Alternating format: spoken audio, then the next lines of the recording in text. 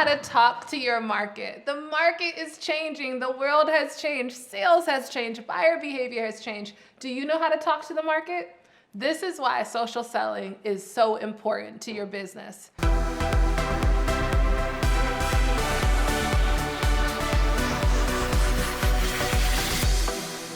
When you're looking to make a major investment, what do you normally do before you make a purchase decision?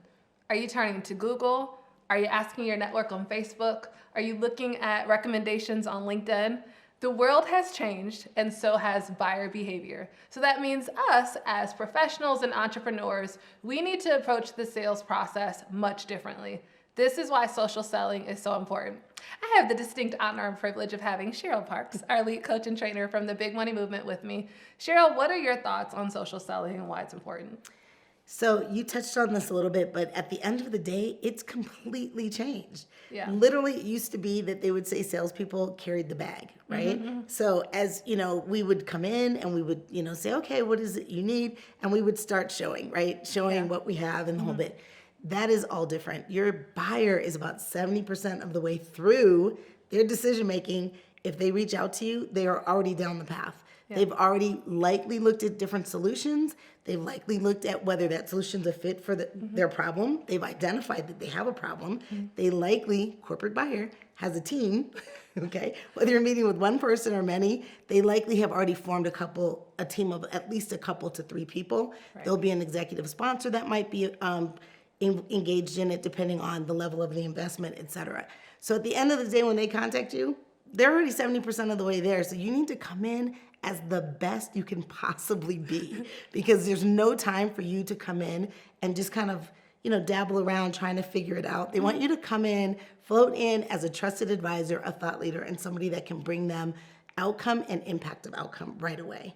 I love that you bring that up. There are so many studies that talk about that executive buyers, by the time they reach out to a service provider, we talk about the stages, right, of the buyer's journey. So let's talk about that for a moment. So, buyers normally become first aware that they have a problem. Yes. They start to consider who the solution providers are, and then they make a decision for who they want to do business with.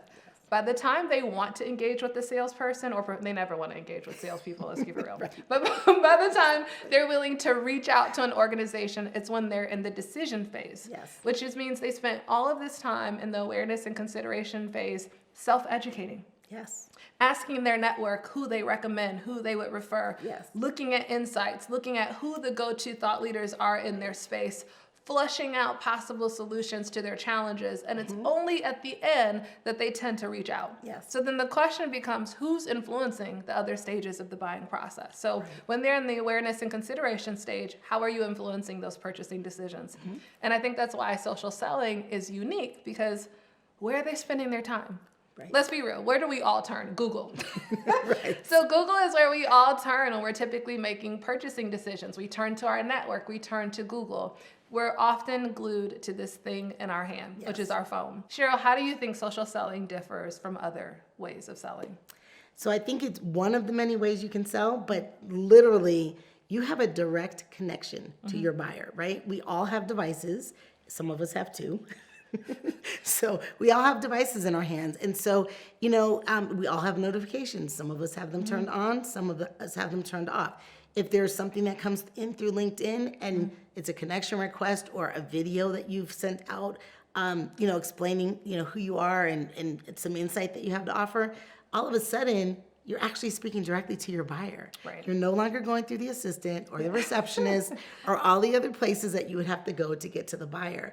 The second piece really has everything to do with shortening the sales cycle. Yes. You can now present yourself directly to the buyer, so they're not, even though they're going to look around and see who you are and what you do and who you serve and what people say, just like you're doing before you make an investment, they'll be able to shorten the sales cycle because they'll be able to get to know you faster. Yeah. So that's another key piece of it. I just read a study by Gartner that said buyers are 75% more comfortable now with digital buying than they were pre-pandemic. So 75% of the time, they are quite happy to click a button. And I actually saw some tiers, and I know the first tier was $0 to $5 million. They're happy to click a button and buy. I can't imagine making a multi-million-dollar purchase I can't either. Like transactional. I know. I'm like, who are these buyers? And let me find them now. Yeah, right. Let's set up the page. Yes, exactly. Right. So there's a lot to it. Those might not be exactly the buyers that you're connecting with, but at the end of the day, there is a trend. You can really see that there's a trend. And so it's a matter of really not leaning on social selling, but just knowing that it's an important part. It's a treasure hunt. You have to find the treasure. You have to find the appropriate door to go in for buyers or buying groups in a corporate selling scenario. Agreed. And I think this social selling environment has also leveled the playing ground in many ways. Yes. So when I think about as someone in a sales role, there are many ways that I could connect with the buyer. Oftentimes, some of those ways had price tags connected to them. So if you're doing direct mail, that means I have to pay for a graphic designer, I have to pay for print, I have to pay for distribution, or billboards. I'm spending $10,000 for a billboard to get access to my buyer, or even phone calls, right? Like there's all of these costs to these things. Whereas when we're talking social selling, first of all, we're talking LinkedIn is the place to be. Yes, exactly. That's numero one, but numero uno. Yes. Numero one. But LinkedIn is the place to be, and it doesn't cost anything to be on a LinkedIn platform. For us, so we have the Big Money Movement where we empower women entrepreneurs to secure corporate clients. And these entrepreneurs will connect with us on LinkedIn. Yes. And one of the first things that I often do when I have time, when these women connect with me on LinkedIn, or I'll send them an audio message. Yes. Like, Joan, thanks so much for connecting with me, or I'll reference something that I've learned about them on their LinkedIn profile. And to your point, now this person from anywhere in the globe, I can immediately build rapport with and have a real authentic conversation.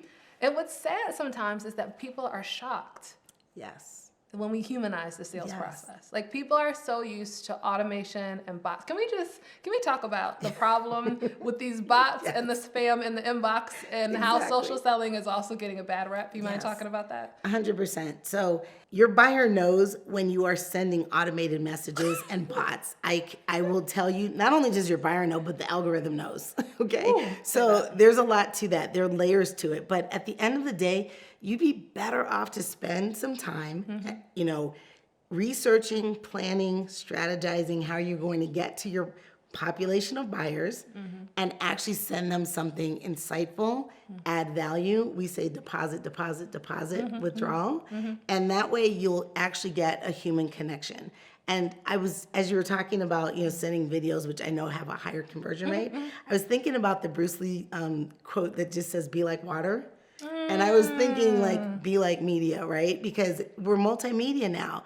Is it a video that's going to get you a connection? Is it a phone call? Is it, you tap in a message? You just have to kind of be like water.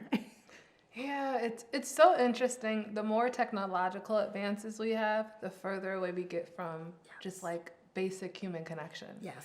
And so it's interesting how people are just shocked when you literally just genuinely want to get to know them, when you offer value to them, and to your point, meet them where they are. Right. Whether that's a quick audio message, a quick video message, or just a message on LinkedIn, right? So those are just some of the ways that I think social selling is so key, and it creates a distinct advantage. There are so many organizations that are underutilizing this free tool that we all have at our fingertips. Yes. Here's the thing about social selling. Tactics are a dime a dozen. But if you don't know how to sell, there's the art of sales. Yes. It's not just the tactics. I can throw strategies at you, but it's how you communicate with your buyers. So let's talk about the skill sets involved in sales. Click the next video. We'll see you there. Let's dive deeper. Click.